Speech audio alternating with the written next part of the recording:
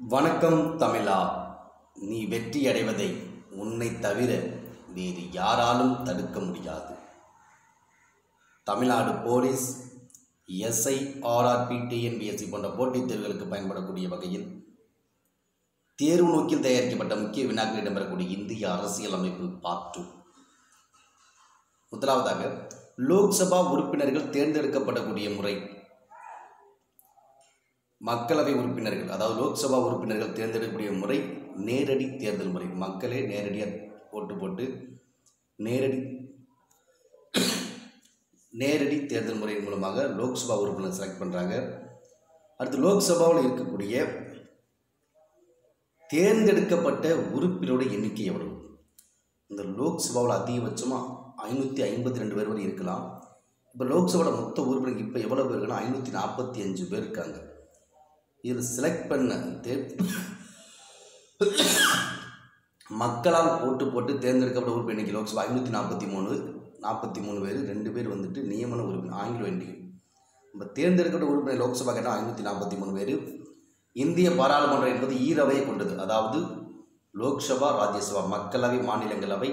இதில் மேல் சபை அப்படிங்கிறது ராஜ்யசபை, கீழ் சபைங்கிறது லோக்சபை. லோக்சபா தான் முதன்மை சபை, ராஜ்யசபை துணை சபை.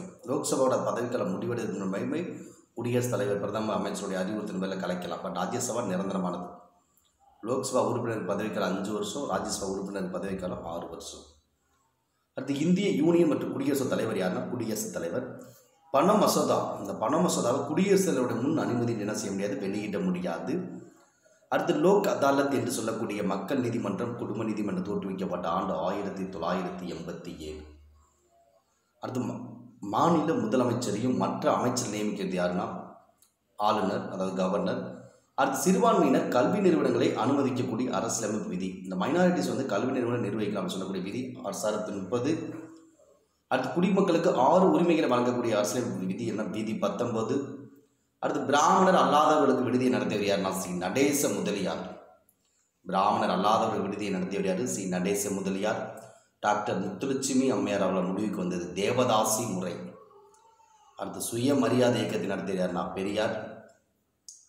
அடுத்து, மாநில சமூக இடஒதுக்கீட்டு கொள்கையில் அடிப்படை உரிமை முதல் சட்ட திருத்தத்தை கொண்டு வந்தவர் யார்?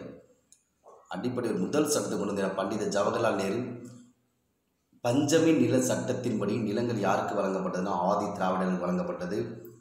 அடுத்து, பண்டித ஜவஹர்லால் நேரு அமெரிக்கான 5 அம்ச கொள்கை என்ன, பஞ்சசீல கொள்கை. அடுத்து, அணு ஆயுத சோதனை தடை சட்டம் கையெழுத்தான ஆண்டு 1963. தொடர் அணு ஆயுத சோதனை தடை சட்டம் 1996.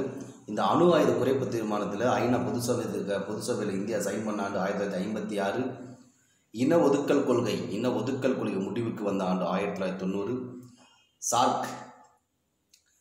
சார்க் அமைப்பினுடைய முதல் பொதுச் செயலாளர் ஆசான். தற்காலத்தில் மிகவும் பிரசித்தி பெற்ற அரசாங்க முறை மக்களாட்சி அரசாங்க முறை. நேரடி மக்களாட்சி பழங்காலத்தில் நடைமுறை இருந்த நாடு கிரீஸ். தெலுங்கு தேசம் எனப்படுவது மாநில கட்சி என்று அழைக்கப்படுகிறது. எதிர்கட்சி தலைவருக்கு அளிக்கப்பட்டுள்ள அந்தஸ்து என்னென்னா கேபினெட் அமைச்சர். அந்த அந்தஸ்து எதிர்கட்சி தலைவருக்கு வழங்குறாங்க. மத்தியில் தேர்ந்தெடுக்கப்பட்ட பிரதிநிதிகளை கொண்ட அமைப்புக்கு என்ன பேர்னா பாராளுமன்றம். தேர்தல் ஆணையருக்கு இணையான அதிகாரம் கொண்டிருப்பவர் யாருன்னா உச்ச நீதிமன்ற நீதிபதி. மாநில தேர்தல் நடவடிக்கைகளை மேற்பார்வை செய்பவர் யாருன்னா மாநில தலைமை தேர்தல் அதிகாரி. தேர்தல் ஆணையம் அமைந்துள்ள இடம் புதுடெல்லி. தமிழா அகாடமியில் தமிழ்நாடு போலீஸ் மற்றும் எஸ்ஐ போன்ற போட்டித் தேர்வுக்கான பயிற்சி வகுப்புகள் நடைபெற்று வருகிறது. போட்டித் தேர்வுகளில் வெற்றி பெற்ற அனுபவமிக்க ஆசிரியர்களை கொண்டு வகுப்புகள் நடத்தப்பட்டு வருகிறது. விருப்பமுள்ள மாணவர்கள் அலைபேசி மூலமாக தொடர்பு உங்கள் சேர்க்கையை உறுதி செய்து கொள்ளுங்கள். சேர்க்கையை உறுதி செய்தவுடன் உங்களுக்கு ஸ்டடி மெட்டீரியல் ஒவ்வொரு பாடத்துக்கும் தனித்தனியாக வழங்கப்படும். வாரந்தோறும் மாதிரி தேர்வுகள் நடத்தப்படும். உங்களை எழுத்து தேர்வில் அதிக மதிப்பெண்கள் வெற்றி பெறச் செய்து அரசு பணியாளர் ஆக்குவதே தமிழ்நாடு முழு நோக்கம். விருப்பமுள்ள மாணவர்கள் தொடர்பு கொள்ளவும். ஸ்டடி மெட்டீரியலும் அவைலபிளாக இருக்குது. விருப்பமுள்ள மாணவர்கள் மட்டும் தொடர்பு கொண்டு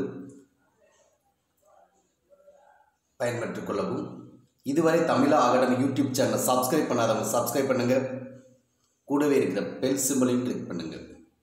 அப்போ தான் அடுத்தடுத்து போடக்கூடிய வீடியோஸ், நோட்டிஃபிகேஷன் அண்ட் இன்ஃபர்மேஷன் தொடர்ந்து வந்து கொண்டே இருக்கும்.